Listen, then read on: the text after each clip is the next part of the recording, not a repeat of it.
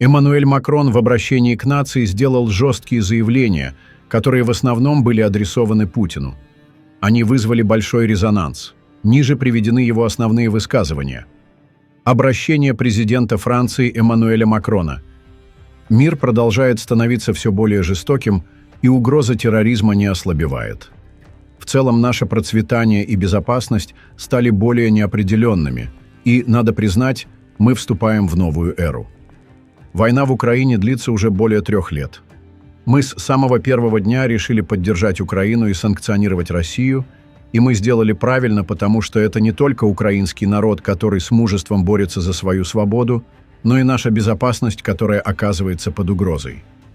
Действительно, если одна страна может безнаказанно вторгнуться в своего соседа в Европе, то никто не может быть уверен в своем будущем, и действует закон сильнейшего, и мир на нашем континенте не может быть гарантирован.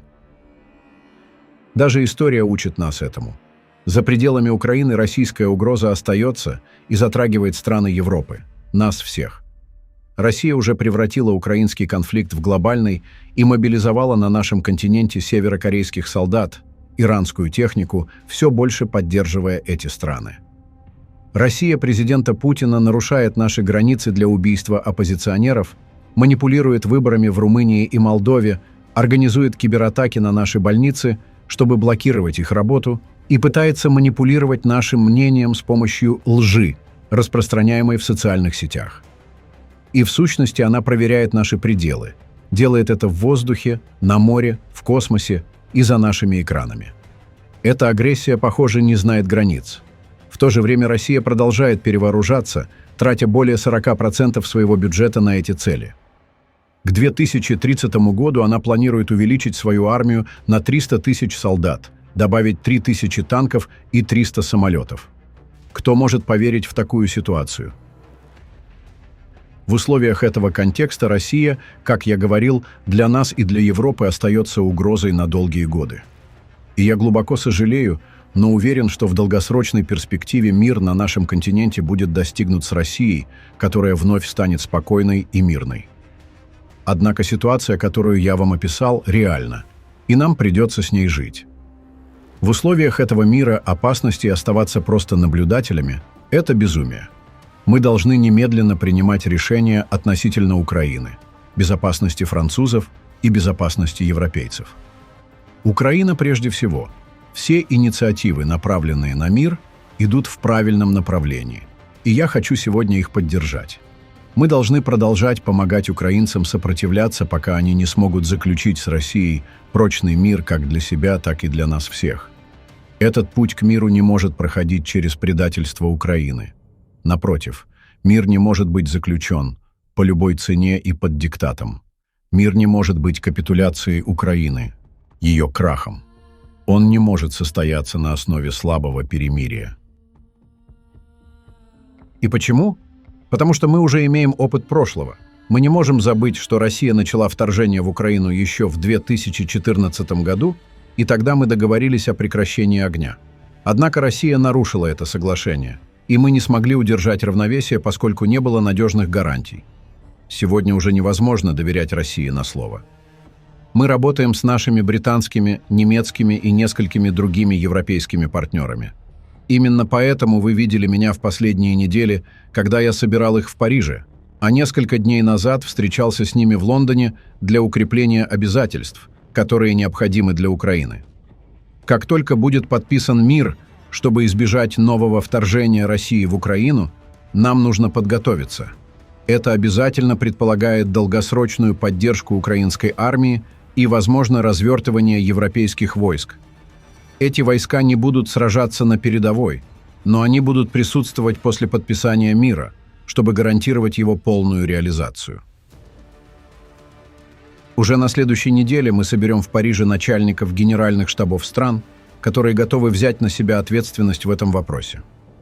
Мы подготовили план для достижения прочного, стабильного и проверяемого мира с участием Украины и других партнеров, и я отстаивал этот план в США 15 дней назад, а также по всей Европе.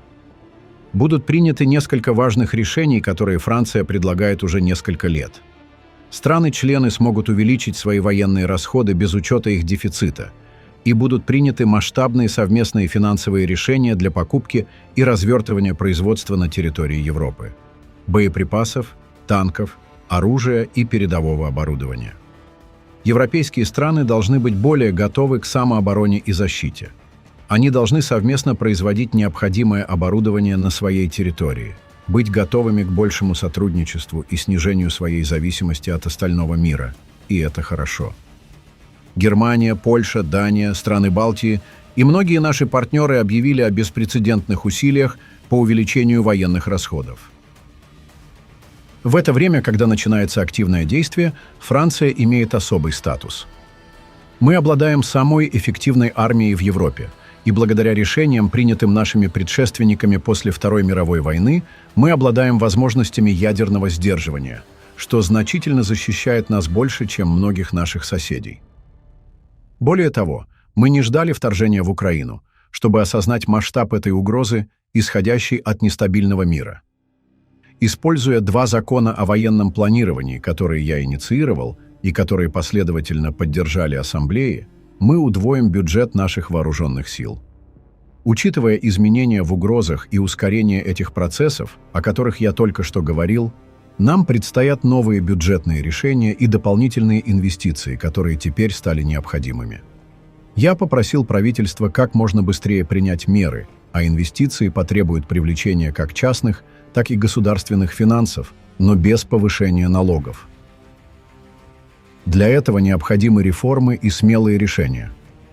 Наша ядерная сдерживающая сила защищает нас. Она полная, суверенная и французская от начала до конца. С 1964 года она явно играла роль в обеспечении мира и безопасности в Европе. Но, отвечая на исторический запрос будущего канцлера Германии, я решил начать стратегическую дискуссию о защите наших европейских союзников с помощью нашего сдерживания. В любом случае, решение всегда будет и останется в руках президента республики, главнокомандующего вооруженными силами. Мы должны контролировать свою судьбу и становиться более независимыми. Мы должны действовать не только в военной сфере, но и в сфере экономики. И да, экономическая, технологическая, промышленная и финансовая независимость – это необходимость. Мы также должны быть готовы к тому, что США могут ввести пошлины на европейские товары, как это недавно подтвердили в отношении Канады и Мексики. Это необъяснимое решение, подытожил Макрон. Пишите ваше мнение в комментариях и подписывайтесь на наш канал, чтобы не пропускали самые важные новости мира и нашего региона.